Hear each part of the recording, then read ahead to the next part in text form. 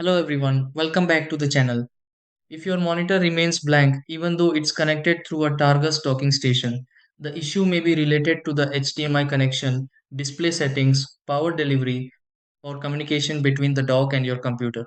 A monitor detection problem doesn't always mean the hardware is faulty. In many cases, a loose connection, outdated software, or incorrect display configuration can prevent the Targus docking station from recognizing the monitor properly. The good part is that several quick checks can often restore the display without replacing any equipment. In this video, I'll walk you through a few simple troubleshooting steps that may help your Targus docking station detect the HDMI monitor again. Try these.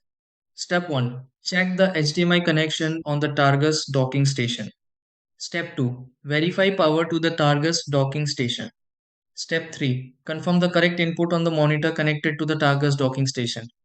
Step 4. Reconnect the laptop to the Targus docking station. Step 5. Update display drivers used with the Targus docking station.